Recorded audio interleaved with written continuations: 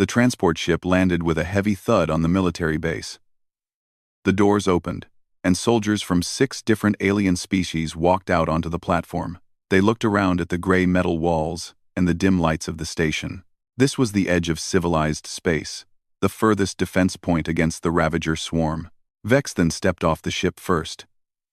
He was a Kalari, an insectoid warrior with 4 arms and thick natural armor covering his body. His large compound eyes scanned the area with disappointment.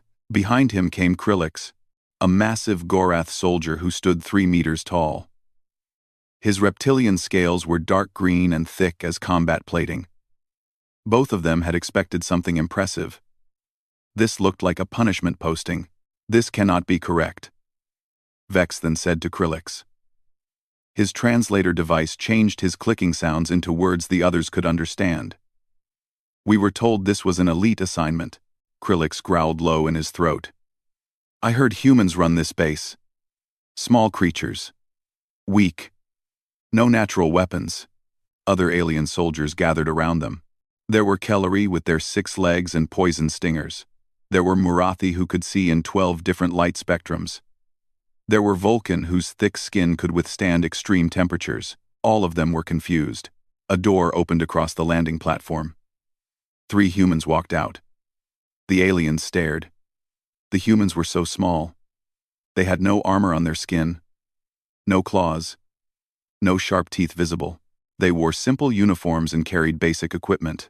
The tallest human barely reached Krillix's chest. The human in front was a man with short, dark hair and calm eyes. Welcome to Forward Base Sentinel, he said. His voice was steady and clear. I'm Commander Tay.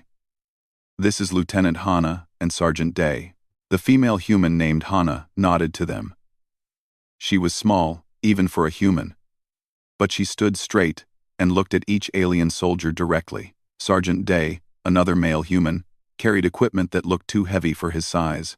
Vex then could not stay quiet. Commander, there must be an error. We were sent to the front-line defense. The elite posting against the Ravagers. You're in the right place, Commander Tay said. But you are humans, Vex then said. He tried to keep his voice respectful but failed. No offense intended, Commander.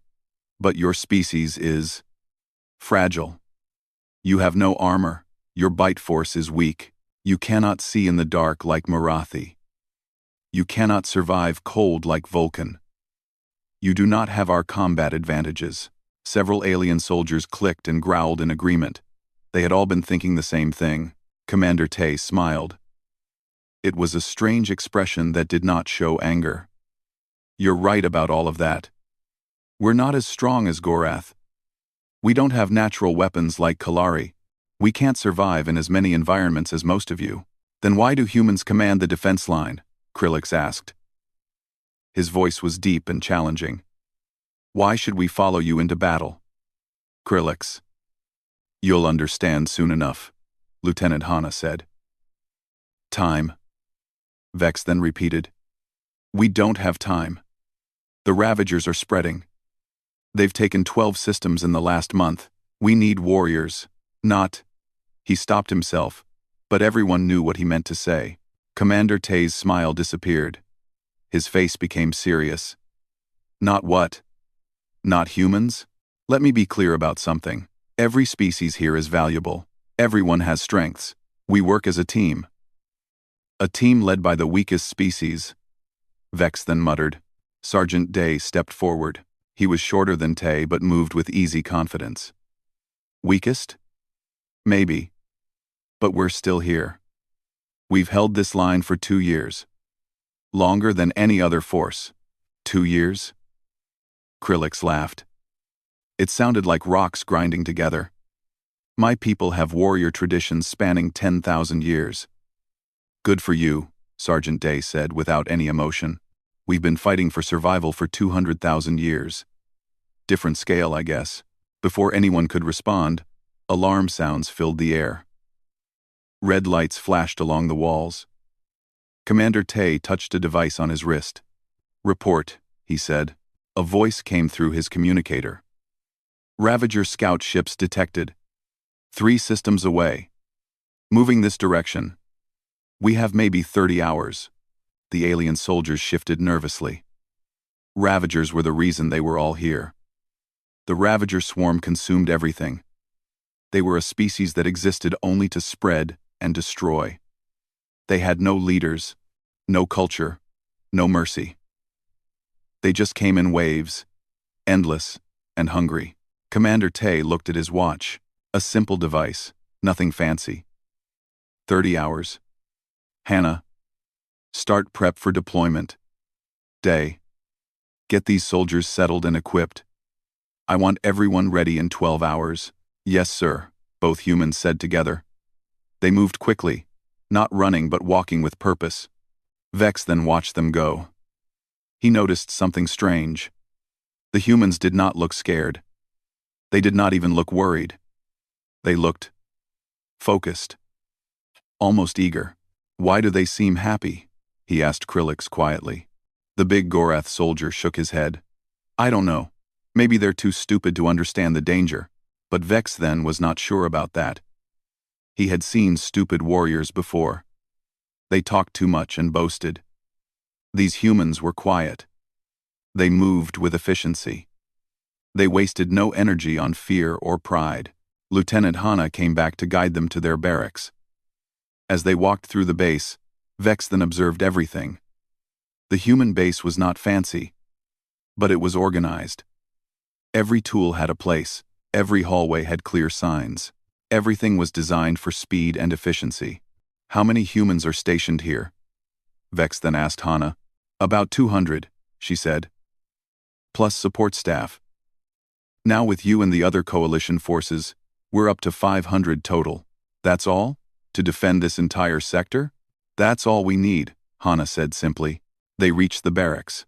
The rooms were simple but clean.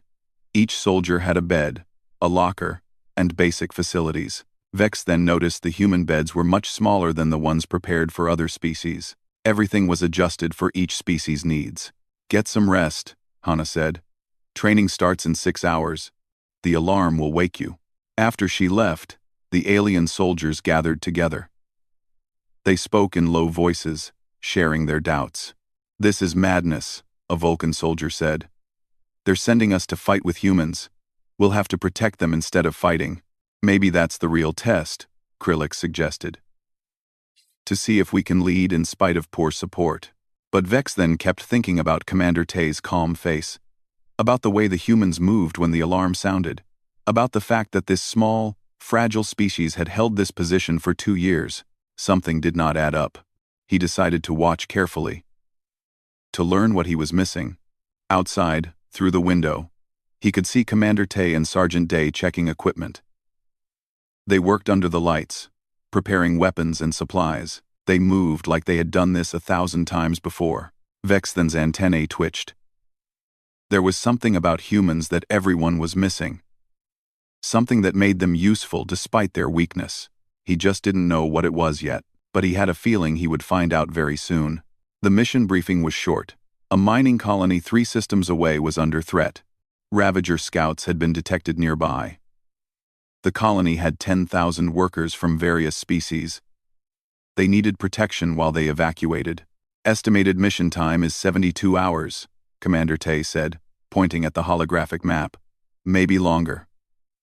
We hold the evacuation point until everyone is off-world. Vex then raised one of his 4 arms. 72 hours of continuous operation? Yes.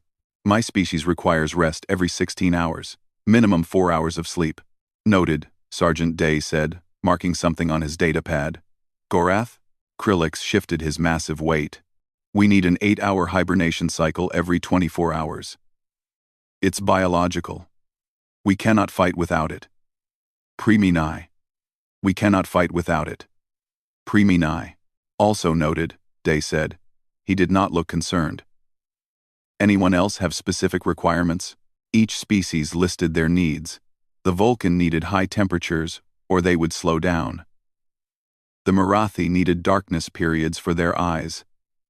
The Kelleri needed specific nutrition, every 12 hours. Lieutenant Hana wrote everything down. We'll work in rotating shifts. Everyone gets what they need. What about humans? Vex then asked. What do you require? Sergeant Day smiled. Coffee, mostly.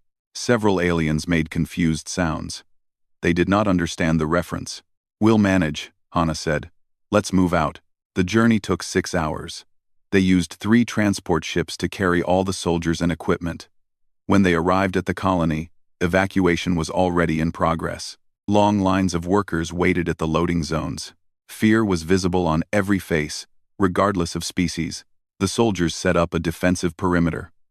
Human engineers worked with alien technicians to place barriers and sensors.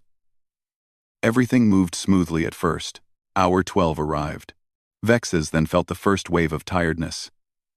His species had evolved on a world with short days. Their bodies needed regular rest. He saw other Kalari soldiers moving slower, their reactions dulling. Sergeant Day, Vex then called. My squad needs rest rotation. Go ahead, Day said. Bunkers 3 and 4 are set up for Kalari. 4 hours enough? Yes, thank you. Vex then and his squad went to rest. When he closed his eyes, he expected to wake up to chaos. But 4 hours later, when he emerged, everything was still running smoothly. He found Sergeant Day in exactly the same position, coordinating defensive positions. Have you slept? Vex then asked. Not yet, Day said, drinking something from a dark mug. I'll grab some rest in a bit. Hour 24 came. Krillix approached Day, looking embarrassed. I need to begin hibernation. My body temperature is dropping. If I don't rest for 8 hours, I will become useless. No problem, Day said. We have heated rest chambers ready. Your whole squad can rotate through. But that leaves the east perimeter short, Krillix protested. We'll cover it. Krillix went to hibernation, worried that he was failing in his duty. But he had no choice. His biology demanded it. Hour 36 was when things got difficult. More than half the alien soldiers were on rest rotation. Some were sleeping. Others were eating or recovering in environment-controlled chambers. The Vulcan were warming themselves under heat lamps. The Marathi were in darkness, resting their sensitive eyes. Vex then came back on duty and was shocked by what he saw. The humans were everywhere. They covered every position. They did the work of 3 species at once. Yes, they moved slower than fresh soldiers. Yes, they had dark circles under their eyes, but they were still working. He found Private Yuna at a medical station. She was a small human woman, young-looking. She had been treating wounded and sick workers for the entire 36 hours. Don't you need sleep? Vex then asked her. Yuna looked up from bandaging a Marathi child's arm. I napped for 3 hours around hour 20. I'll sleep again at hour 48. 3 hours? That's all? It's enough for now, she said. She finished with the child and moved to the next patient. I'll catch up later. Vex then watched her work. Her hands moved steadily. She made no mistakes. How was this possible? He went to find Sergeant Day, who was now checking weapon systems. Sergeant, your people cannot keep this pace. You need rest. We're resting, Day said. 4 hours every 20 hours. Rotating schedule. 4 hours? That's not enough for any species to recover. Day smiled. It was a tired smile, but real. It's enough for humans. We're persistence hunters, Vex then. Back on Earth, our home world, ancient humans would chase prey for days, not because we were faster, because we just wouldn't stop. The prey would run, rest, run, rest. But humans just kept coming. Eventually, the prey collapsed from exhaustion. That's horrifying. Vex then said. Maybe, Day agreed. But it kept us alive for 200,000 years. Hour 48 arrived. Vexes then needed another rest period. So did most of the alien soldiers. They were rotating constantly now, struggling to maintain the schedule. Their bodies were designed for burst activity followed by significant rest. The humans just kept going. They worked in shifts, yes, but such short shifts. Vex then watched Commander Tay work for 18 hours straight, sleep for 4, then return to duty. Lieutenant Hana coordinated 3 different emergencies on 3 hours of sleep. Sergeant Day was everywhere, drinking that dark beverage from his mug, solving problems. "What is that drink?" Vex then finally asked. "Coffee," Day said. "A stimulant from Earth. Keeps us alert." "Is it medicinal?" "Not really. It's just tradition. Soldiers have been drinking coffee for centuries." Day took a long sip. "Well, this is my 8th cup today. At this point, it's mostly psychological. My body is running on spite." "Spite?" "Yeah, being too stubborn to quit." Day grinned. "Very human trait." Hour 60 arrived. The evacuation was 3/4 complete. But now, almost all the alien soldiers were exhausted. They were rotating through rest so often that the defensive line was thin. Vex then felt guilty every time he had to sleep, but his body demanded it. The humans covered every gap. They were tired. They were clearly exhausted. Vex then saw human soldiers stumble, saw their hands shake, saw them blinking hard to stay awake. But they did not stop. Private Yuna had now been treating patients for over 50 hours with only brief naps. Her eyes were red and her movements slower, but still precise. Vex then watched her treat a Gorath worker who had broken his arm. Her hands never wavered as she set the bone and applied the cast. "How are you doing this?" Vex then asked her. "Someone has to," Yuna said simply. Hour 70 arrived. The end was in sight. Only 2 more transports needed to load and leave. The Ravager scouts had gotten closer. They would arrive soon. Everyone needed to be gone before that happened. Most alien soldiers were barely functional. They had pushed their bodies beyond normal limits. They had tried to match the human pace, and failed. Krillix had apologized to Commander Tay 3 times for needing so much rest. The Vulcan commander looked ashamed that his people could not maintain the schedule, but Commander Tay showed no judgment. "Everyone has different abilities," he said. "You all did great. We work as a team." The final transport loaded. The last of the workers climbed aboard. The defensive line began to collapse inward, soldiers retreating to their own ships. Hour 72. Mission complete. Everyone made it onto the ships and jumped to hyperspace just as Ravager ships arrived in the system. In the transport back to base, Vex then sat across from Sergeant Day. The human was finally sleeping, his head leaned back against the wall. He snored softly. Even in sleep, he held his weapon ready. Lieutenant Hana sat nearby, also resting. Commander Tay was still awake, reviewing mission reports. The man had been awake for the last 30 hours straight. Now, he worked on paperwork. Krillix sat down next to Vex then. The big Gorath looked troubled. "I have been a soldier for 40 years, he said quietly. "I have trained in every combat form my people know. I am strong. I have thick armor. I can lift weights no human could move." "Yes," Vex then agreed. "But in that mission, I was useless for 8 hours every day. I slept while humans did my job. They carried my weight." Krillix's voice was full of shame. "I'm supposed to be elite, but those small, weak humans outworked me." Vex then thought about this. He thought about watching Private Yuna work for 50 hours. About Sergeant Day coordinating operations on 4 hours of sleep.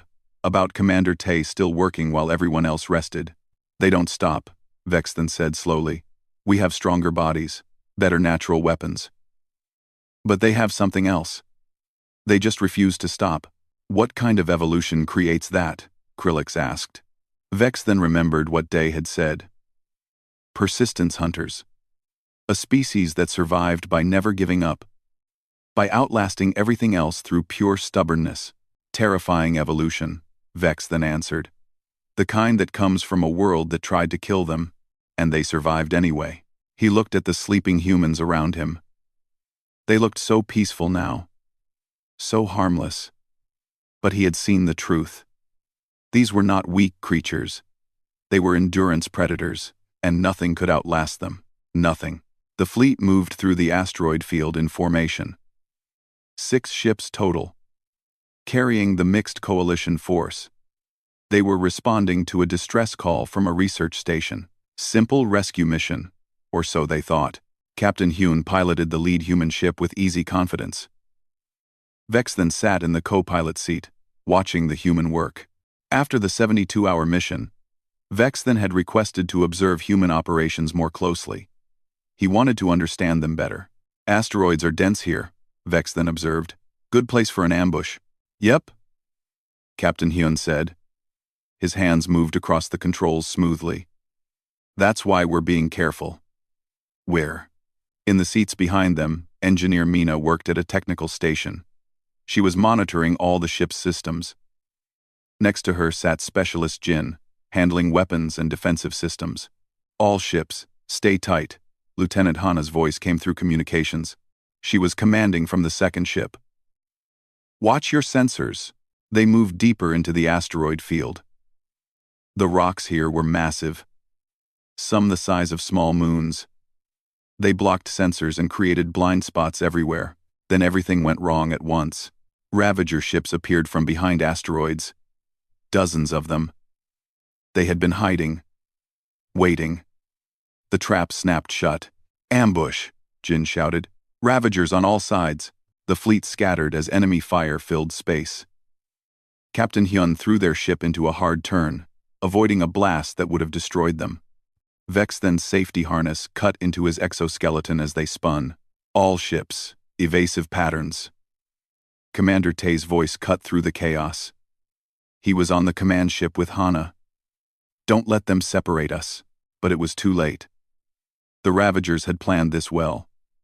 The coalition ships were being pushed apart, isolated. Vex then watched in horror as one ship took heavy damage. It was the vessel carrying most of the Gorath soldiers, including Krillix. Their shields are failing. Mina called out from her station. We're going to help them, Captain Hyun said. He turned the ship hard, racing toward the damaged vessel. Captain, we'll be exposed. Vex then protested. I know. They reached the damaged ship and positioned themselves to provide cover. Ravager fire hammered their shields. Warning alarms filled the cabin. Shields at 40%, Jin reported. 30%. 20. Reroute power from engines, Hyun ordered. That's not enough, Mina said. Her fingers flew across her controls. We need more power. Life support, Hyun said. Vex then turned to stare at him. What? Route power from life support to shields. Do it now. Captain, we'll die without life support. Vex then said. Not immediately. We have time. Do it. Mina hesitated only a second, then made the changes. The shields strengthened. But the temperature in the cabin immediately began to drop. Vex then could see his breath in the air. How long do we have? Hyun asked. Maybe 15 minutes before we freeze, Mina said.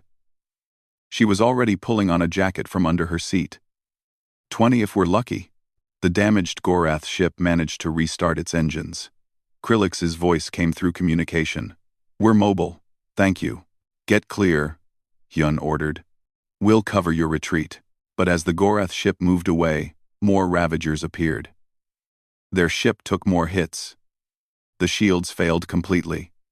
Then the main power systems exploded. We're dead in space, Jin reported. His voice was calm despite the situation. No engines. No weapons. Life support is completely offline now.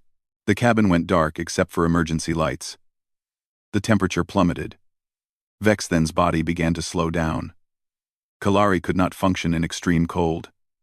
His species evolved on a warm world. Already his thoughts were getting foggy. Hyun, he managed to say. You should. Abandon ship. Save yourselves.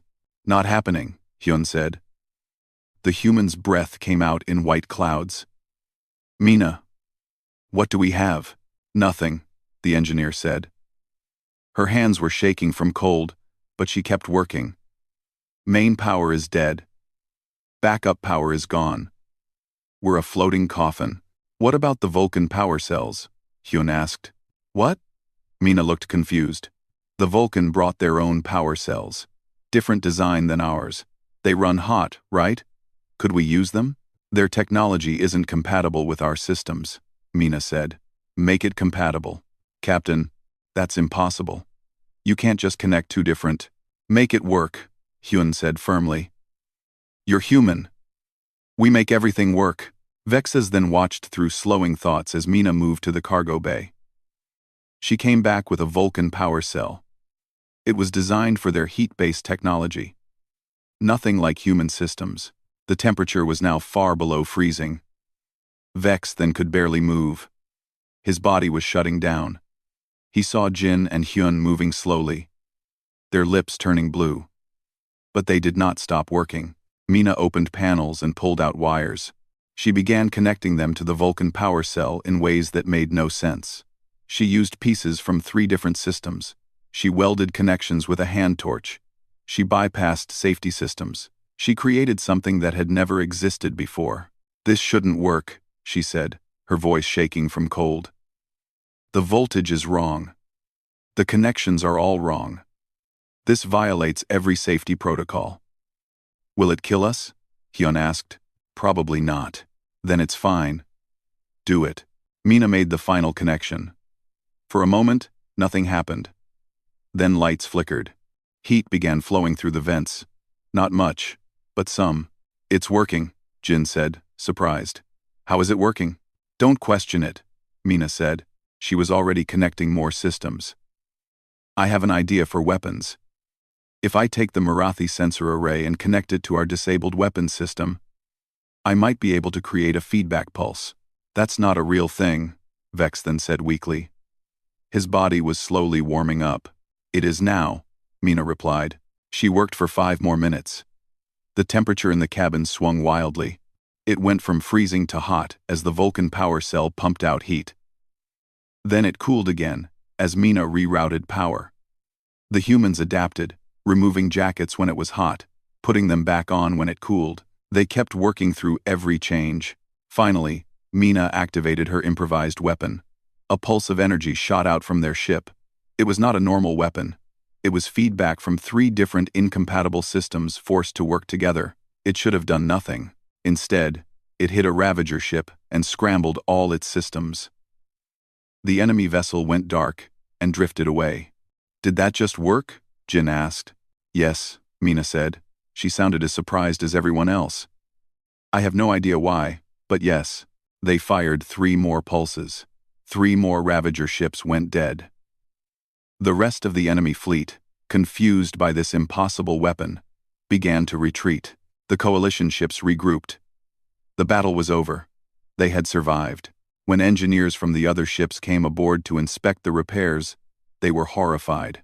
This should have exploded, a Vulcan engineer said, looking at Mina's work.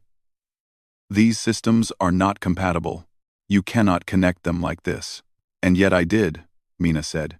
She was drinking hot coffee, warming her hands on the mug. How did you know it would work? I didn't. But we were out of options, so I tried it anyway. Krillix came aboard with other soldiers. His scales were still scorched from the battle damage his ship had taken. He looked at the humans with new respect. You saved us, he said to Captain Hyun. You put yourselves in danger to protect us. That's what teammates do, Hyun said. But your adaptations. Krillix gestured at the strange repairs throughout the ship. You used equipment from 3 different species. You created weapons that don't exist. You survived temperatures that should have killed you. How? Captain Hyun thought about this. Every species here evolved for their home world, right? Vulcan evolved for heat. Kalari for warm climates. Gorath for stable environments. You all became perfect for your worlds. Yes, Krillix agreed. What's your point? Humans never had that luxury, Hyun explained. Earth has every environment. Deserts. Frozen tundras. Jungles. Mountains. Oceans. Our planet tried to kill us with variety, so we learned to adapt to anything. We learned to make tools work even when they shouldn't. We learned to survive in any condition. Vex then listened from his seat. His body was still recovering from the cold, but his mind was sharp now. He understood something important. You're generalists, he said. Every other species specialized. You remained flexible. Exactly. Engineer Mina said. We're not the best at anything specific, but we can do almost anything adequately. And adequately is usually enough to survive. Specialist Jin was checking the weapon systems. Plus, we have a cultural advantage. Humans have always taken other people's technology and modified it. For thousands of years, we borrowed ideas, combined them, made them better. Nothing we use today was designed for us originally. We stole it, changed it, and made it ours. That is both impressive and concerning, Vexthan said. Yeah, Captain Hyun agreed with a tired smile. We get that a lot. As they limped back to base on their improvised repairs, Vexthan thought about what he had witnessed. The humans had faced an impossible situation. They had no power, no weapons, and were surrounded by enemies. Any other species would have died, but humans looked at impossibility and just started solving problems. They combined technologies that had never been meant to work together. They survived temperature swings that would kill most species. They adapted on the fly, changing tactics and solutions as needed. Every species evolved to conquer their world, Vexthan said quietly to Krillix. Humans evolved to conquer any world. Krillix nodded slowly. And they're on our side. Yes, thank the gods for that. Vex then watched Captain Hyun navigate through the asteroid field, already planning their next move, already thinking 3 steps ahead. These humans were terrifying in ways that had nothing to do with strength or weapons. They simply refused to accept that anything was impossible. The day started quietly. Vex then was in the common area with several other soldiers, watching Private Seok read from a small book. The human sat in the corner, completely absorbed in whatever he was reading. His face was peaceful, calm. What are you reading? Vex then asked. Seok looked up and smiled. Poetry. Old Korean verses from Earth. It helps me relax. You read poetry? Krillix asked from across the room. The big Gorath sounded confused. You're a soldier. I'm a person first. Soldier second. Seok said. He closed the book carefully. Poetry reminds me what I'm fighting for. Beauty. Creation. Life. Vex then found this strange. In his culture, warriors focused only on combat. They trained, they fought, they rested. There was no time for art or beauty. That was for other castes. Humans are odd, he said to Lieutenant Hana, who was working at a nearby terminal. Hana looked up. Why do you say that? Your soldiers read poetry. They drink coffee like it's a ritual. They make jokes during serious briefings. You're all very casual about war. We're casual about everything except the actual fighting, Hana said. When we fight, we're very serious.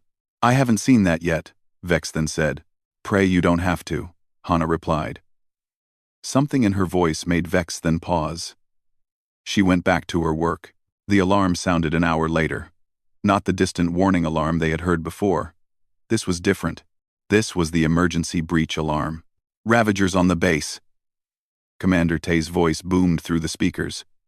They've breached the eastern sector. All personnel. Combat positions. This is not a drill. Everything changed instantly. Vex then had thought he understood humans after the endurance mission and the ambush. But what he saw now shocked him to his core. Private Seok, who had been reading poetry moments ago, moved to the weapons locker. His peaceful expression was gone. His face became blank. Focused, he armed himself with efficient, practiced movements. He checked his weapon, his armor, his equipment. Every motion was precise. Stay close to me, Seok said to Vex then. His voice had changed. It was flat, emotionless. I'll keep you alive. I don't need protection. Vex then protested. I'm a Kalari warrior. I have natural armor. And 4 arms. Seok looked at him. His eyes were different now. Cold. Just stay close. They moved to the eastern sector with other soldiers. The Ravagers had blown through an outer wall and were pouring into the base. There were dozens of them. Maybe hundreds. They were insect-like creatures with razor-sharp limbs and no fear. They existed only to consume and destroy. Vexes then had fought Ravagers before. It was always terrifying. They felt no pain. They knew no fear. They attacked in waves until they won or died. Most species fought them at range when possible because close combat was suicide. The humans ran toward them. "What are they doing?" a Vulcan soldier screamed. "They're going into melee range." Vex then watched in horror and amazement as the human soldiers crashed into the Ravager line. They did not charge wildly. They moved with terrible purpose. Every step was calculated. Every shot was placed precisely. Private Soak shot a Ravager twice. Moved left. Shot another one. Ducked under a claw. Shot a third. He never stopped moving. He never wasted motion. He was not panicking. He was not afraid. He was just working. A Ravager leaped at Vex then. He raised his arms to defend himself. But Sock was faster. The human stepped between them, shot the creature 3 times in its weak spots, and pushed Vex's then back to safety. All in one smooth motion. "I told you to stay close," Soak said. Then he was gone, moving to his next target. Lieutenant Hana was fighting nearby. She commanded her squad while personally engaging enemies. Her voice was calm as she gave orders. "Squad 3. Left flank. Squad 5. Cover the civilians. Don't let them through." She shot a Ravager, dodged another's attack, kicked a third, and never stopped talking into her communicator. She was doing 3 things at once, all perfectly. Vex then realized something stunning. The humans were not fighting from fear or instinct. They were not in a blind rage. They were thinking. They were calculating. They fought with their minds fully engaged, making decisions every second. Most species, when attacked, relied on evolved combat instincts. Kalari used their natural weapons and armor. Goroth used their size and strength. These were automatic responses. Built into their biology, humans had to think about every move. And yet they were faster, more efficient. "They're predators," Krillix said, fighting beside Vexthan. The big Goroth's voice held awe and fear. "Look at them. They're hunting." He was right. The humans moved like pack hunters. They coordinated without speaking. They covered each other. They set traps. They anticipated enemy movements. This was not just fighting. This was organized violence. A group of Ravagers broke through and headed toward the civilian shelters. Sergeant Day's squad intercepted them. "Not one step further," Day said. His voice was steel. The Ravagers attacked, 5 of them against 3 humans. The humans should have died. They didn't. Day moved like violence itself. He was not fast by Kalari standards. He was not strong by Goroth standards. But he was efficient. Every bullet hit. Every movement mattered.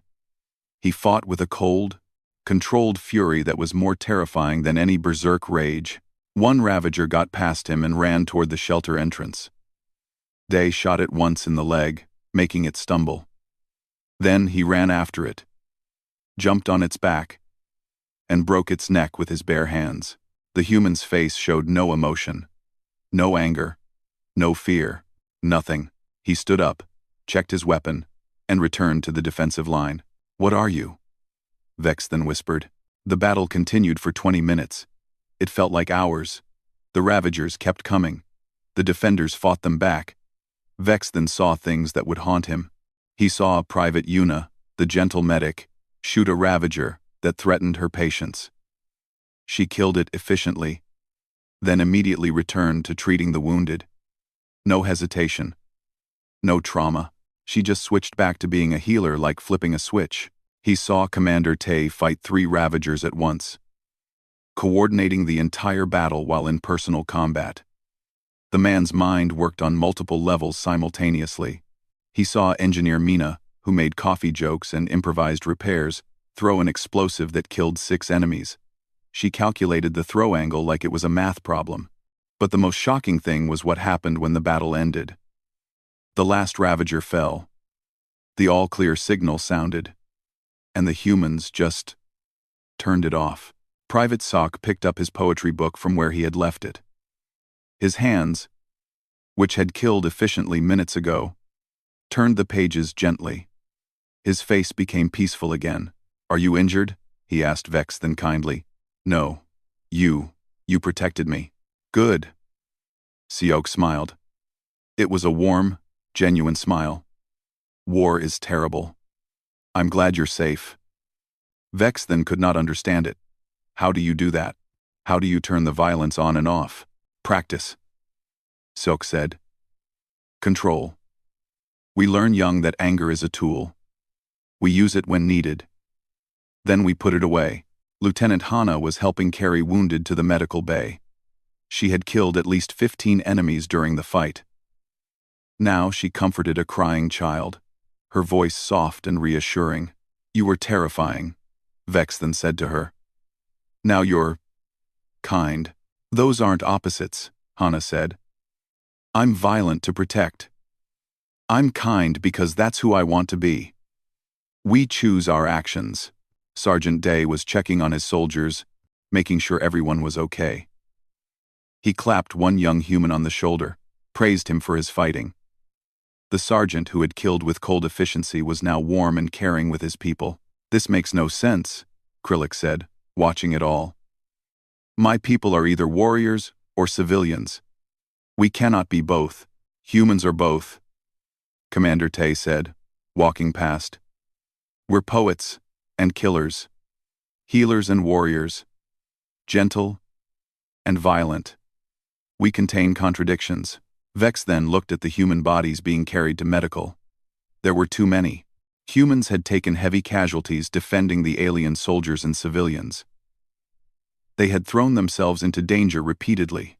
"Why did you take such risks for us?" he asked Tay. "Because you're our people now," Tay said simply. "We protect our people. But we doubted you. We questioned your leadership." "I know. We protected you anyway." Tay's expression was serious. "Humans don't just fight for those who believe in us. We fight for those who need us.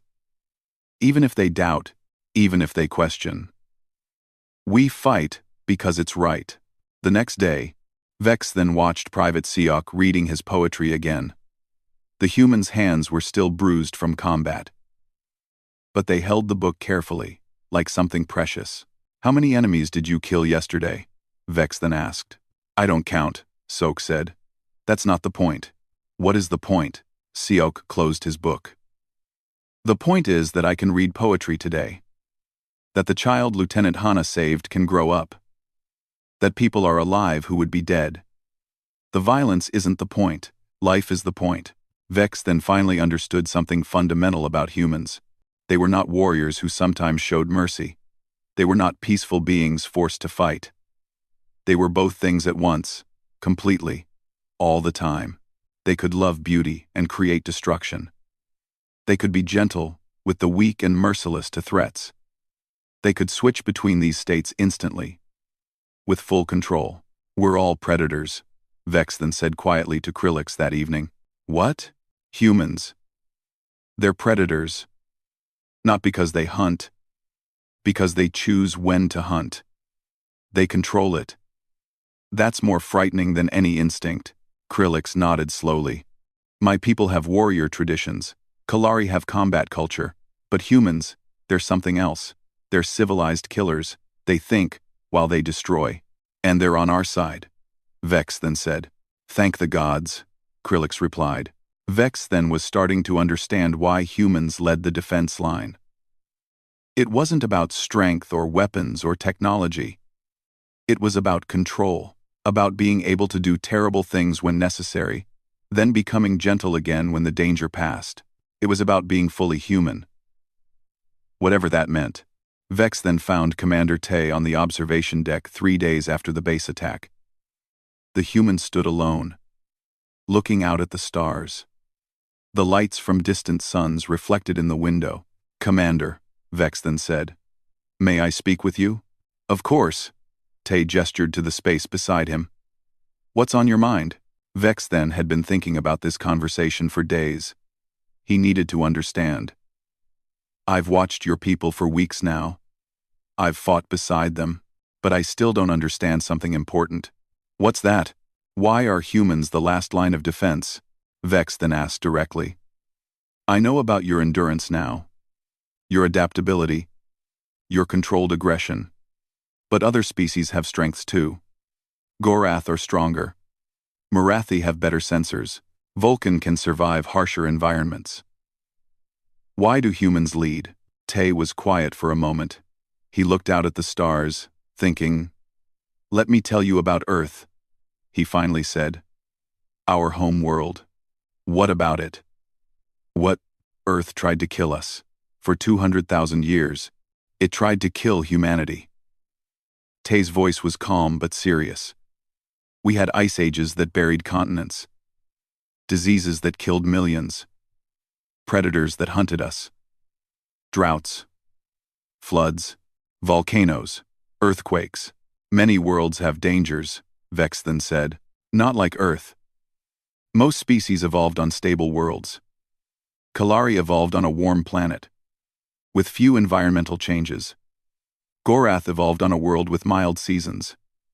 Vulcan, on a hot world that stayed hot. You all became perfect for your environments. And humans? We evolved on a planet that had every environment, and they all changed constantly. Earth never let us become perfect for one thing. We had to remain flexible, or die. Tay turned to face Vex then. Do you know what the human survival strategy is? What? Stubbornness. We survive through pure, absolute refusal to die. Before Vex then could respond, alarms filled the base. Not the warning alarm, not the breach alarm. This was the full evacuation alarm. The sound that meant overwhelming force was incoming. They ran to the command center. The room was chaos. Every screen showed red warning signals. Commander Tay took his position at the central console. Report, he ordered. Massive Ravager fleet incoming, Lieutenant Hana said. Her fingers flew across her controls. Hundreds of ships, maybe thousands. They're coming from 4 directions at once. Time to arrival? 2 hours. A hologram appeared showing the Ravager fleet. It was enormous. Vexthen's blood went cold. This was not a raid or an attack. This was an extermination force. We need to retreat, a Vulcan commander said through the communication system. We cannot win this. We must fall back and regroup.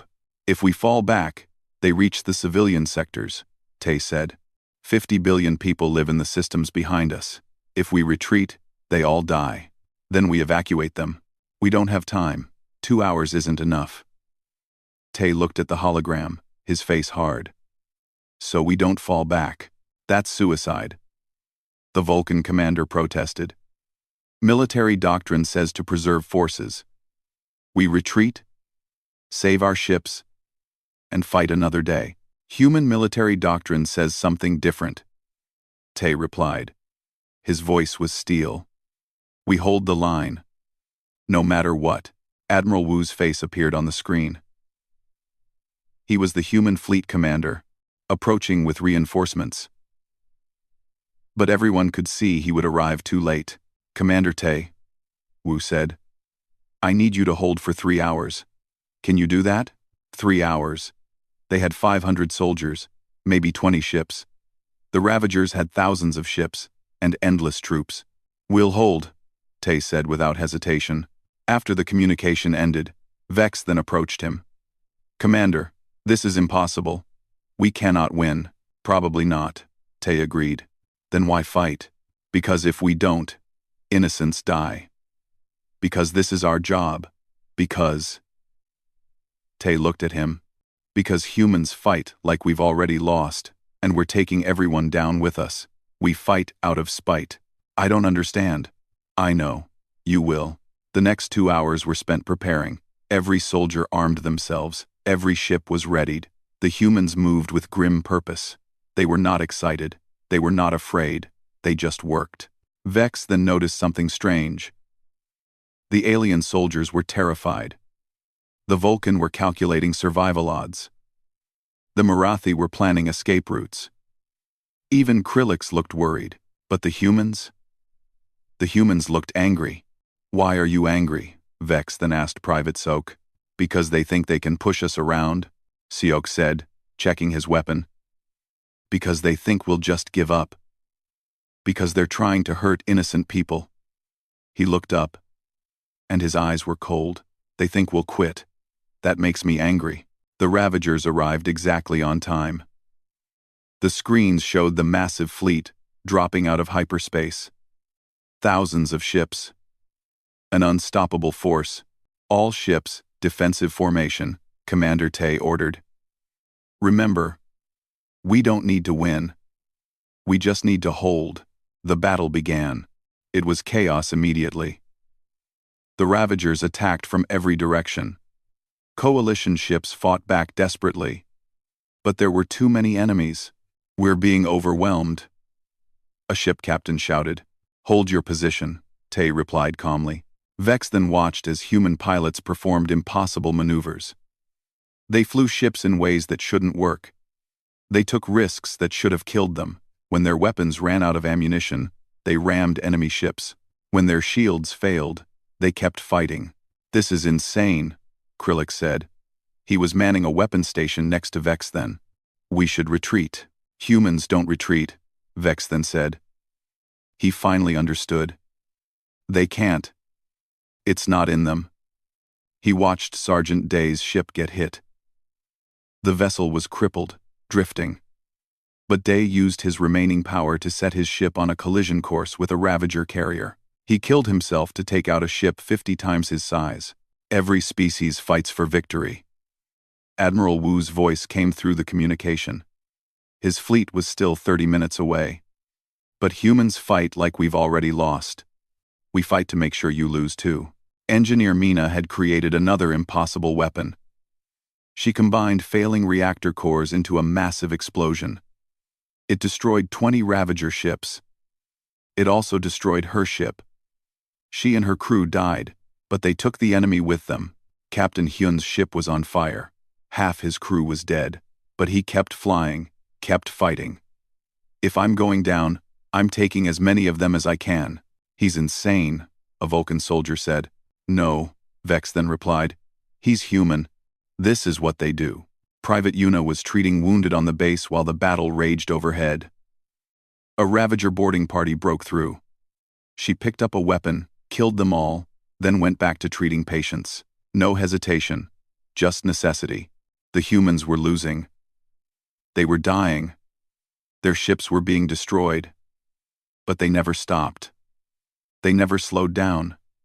They just kept fighting with a terrible, relentless determination. "Why won't they give up?" a Murathi soldier cried. "They're losing." "Because giving up means people die," Lieutenant Hana said. She was injured, blood running down her face, but still at her post. "So we don't give up. Ever." 3 hours. They had to hold for 3 hours. After 2 hours and 40 minutes, they had lost half their ships. 70% casualties. The base was on fire. They were out of ammunition, out of options. "Keep fighting," Commander Tay ordered. He was calm, always calm. 20 more minutes. "With what?" someone shouted. "We have nothing left." "We have us," Tay said. "We have human stubbornness. We have spite. We have the absolute refusal to quit. That's always been enough before." Vex then looked at the commander. The human was wounded, exhausted, probably dying. But he stood straight. He kept giving orders. He refused to accept defeat, even when defeat was certain. "You're all insane," Vex then said with awe in his voice. "Yes." Tay agreed. "Earth made us that way. It tried to kill us for 200,000 years. We learned to take it personally." Tay agreed. Admiral Wu's fleet arrived at hour 3. The reinforcements tore into the Ravager fleet. With fresh forces, the tide turned. The Ravagers, confused by the humans' impossible resistance, began to retreat. The battle was over. They had won. Barely. Vexes then walked through the destroyed base afterward. Bodies everywhere. Human bodies. They had taken impossible casualties defending everyone else. They had thrown themselves into danger, again and again. He found Commander Tay in the medical bay. The man was getting treated for wounds, but he was already planning the next defense. How did we win? Vex then asked. We didn't win, Tay said. We just refused to lose. There's a difference. I don't understand humans, Vex then admitted. Tay smiled. It was a tired smile. Most don't. Here's the thing about humanity. We're not the strongest species. We're not the smartest or fastest or toughest, but we have something no other species has. What? We're offended by the concept of extinction. Every other species accepts that they might die. Humans take it as a personal insult. We look at impossible odds and say, I refuse. We look at certain death and say, not today. We've been doing it for 200,000 years. Krillix approached, his scales scorched. I formally request permanent transfer to human units. Why? Tay asked. Because I've learned something, the big Gorath said. I spent 40 years thinking strength mattered most. But I was wrong. Will matters most. Humans have more will than any species in the galaxy. Other alien soldiers filed in with the same request. The Vulcan. The Marathi. The Kalari. They all wanted to stay with humans. Vex then was last. I came here thinking humans were weak. I was wrong. You're not weak. You're terrifying. You're terrifying because you never quit. Not when you're tired. Not when you're hurt. Not when you're dying. You just keep going. That's the human survival strategy, Tay said. It's not pretty. It's not elegant. But it works. It's always worked. This is why you're the last line of defense, Vex then said, finally understanding. Not because you're the best fighters. Because you're the ones who will still be fighting when everyone else has given up. Exactly, Tay said. Days later, Vex then sat in the common area. Private Sok was reading his poetry again. Private Yuna was treating patients with gentle hands. Engineer Mina was making coffee and joking with others. They looked normal, peaceful, but Vex then knew the truth now. These were the most dangerous beings in the galaxy. Not because they were violent, because they were stubborn, because they could not accept defeat, because Earth had spent 200,000 years trying to kill them, and they had survived out of sheer spite. What are you thinking about? Siok asked him. I'm thinking that I'm very glad humans are on our side, Vex then replied. Sok smiled. We're glad you're on our side too. We protect our people. Always. Vex then looked out the window at the stars. Somewhere out there, the Ravagers were regrouping. They would attack again. It was inevitable. But now he understood why humanity served as the last line of defense. Because when everyone else retreated, humans would still be there. When everyone else gave up, humans would keep fighting. When death itself came calling, humans would look it in the eye and say, not today. They weren't the galaxy's last line of defense because they were superior. They earned it through sheer, stubborn refusal to quit. And that, Vex then realized, was the most human thing of all.